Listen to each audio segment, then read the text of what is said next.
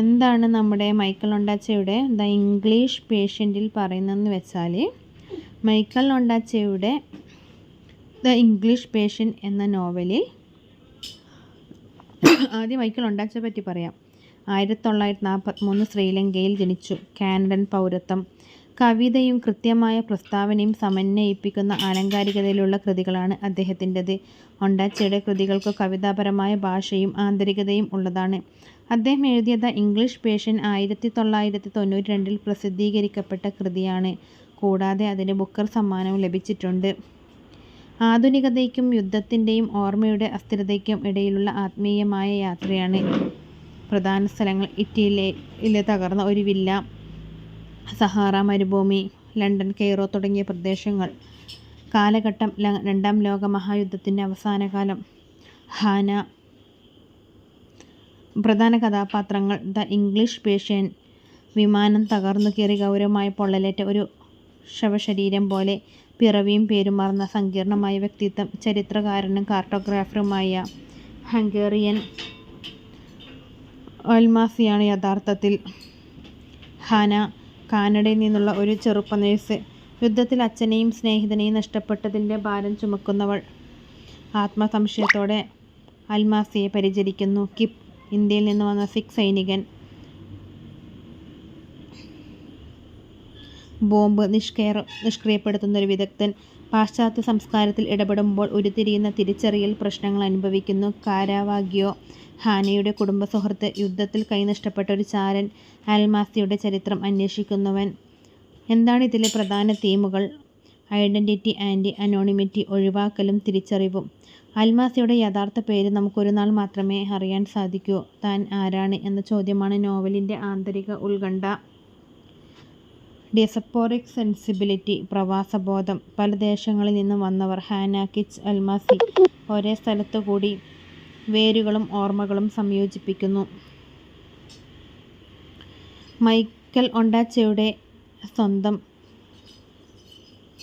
പ്രവാസാനുഭവത്തിൻ്റെ പരിത്മീകരണം. യുദ്ധത്തിൻ്റെ മാനസിക ശാരീരിക നാശങ്ങൾ. ഓരോ കഥാപാത്രവും യുദ്ധത്തിൽ തകർന്ന മനസ്സുകളുടെ പ്രതിനിധികളാണ്. പ്രണയവും നഷ്ടവുമുള്ള ബന്ധങ്ങൾ. അൽമാസിയുടെ പ്രണയകഥ കാതറീനുമായി നിശബ്ദമായ കാത്തിരിപ്പുകളും ആത്മദംസനവുമാണ്. സാഹിത്യശൈലി കവിതാപരമായ വാചാലത. ഓർമ്മയുടെ അധിഷ്ഠിതമായ സമാന്തര സംഭാഷണ ശൈലി. ഓരോ കഥാപാത്രത്തിൻ്റെ ഓർമ്മകൾ വഴിയാണ് കഥ വികസിക്കുന്നത്. 1996 ഇതിൻ്റെ സിനിമാ രൂപാന്തരവും സംവിധാനവും നടത്തിയിട്ടുണ്ട്. അതിനും ഓസ്കാർ ഉൾപ്പെടെ നിരവധി അന്താരാഷ്ട്ര അംഗീകാരങ്ങൾ ലഭിച്ചിട്ടുണ്ട്. സംഗ്രഹമായി പറയുകയാണെങ്കിൽ ദ ഇംഗ്ലീഷ് പേഷ്യൻ്റ് ഒരു യുദ്ധാനന്തര ലോകത്തെ ദാരുണതയും മനുഷ്യബന്ധങ്ങളിലെ നിശബ്ദവേദനയും ചേർത്ത് തീർത്ത കവിതയിലേക്ക് ചായുന്ന ഗന്ധമുള്ള നോവലാണ്.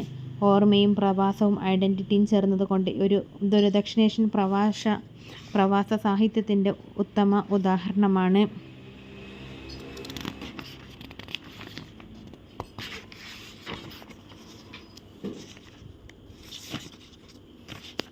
ഇനി കുറച്ച് സെൽഫ് അസസ്മെൻറ്റ് ക്വസ്റ്റ്യൻസ് ആണ് പറയാൻ പോകുന്നത്.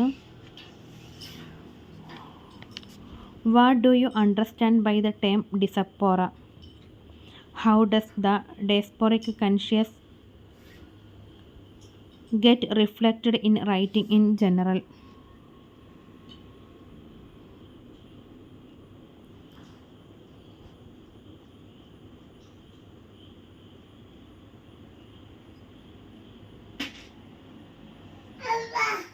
Okay, the term diaspora was first used to describe the shared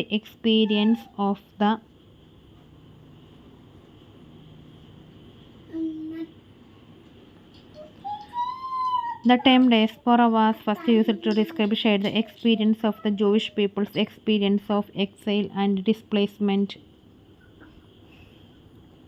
but also of continuing connecting and identification. Etymologically, diaspora derives from the Greek dia and spirion. The word is used more broadly to refer to the cultural connection maintained by a group of people who have been dispersed or who have migrated around the globe.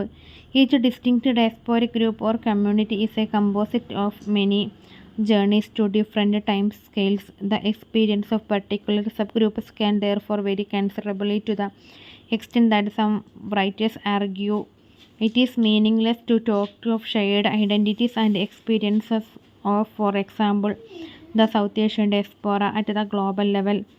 Avadarbra book Cartographies of Diaspora provides a detailed discussion of the complex history and uses of the concept. A key characteristic of diaspora is that a strong sense of connection to a homeland is maintained through cultural practices and way of life.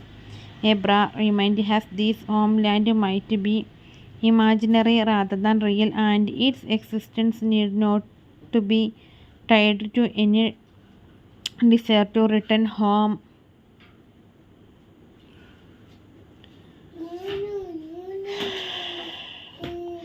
The maintenance of these kinds of cultural connection can in some cases provoke both nostalgic and separatist tendencies. The focus here is on the place of cooking and eating among the enduring habits, rituals and everyday practices that are collectively used to sustain a shared sense of diasporic cultural identity. In recognition that culinary culture has an important part to play in diasporic identification. Okay, എന്തായാലും നമ്മുടെ ചോദ്യം, what do you understand by the term diaspora?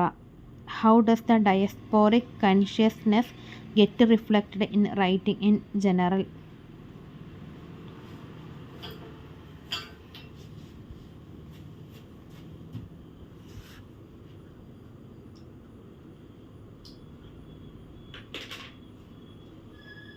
Okay,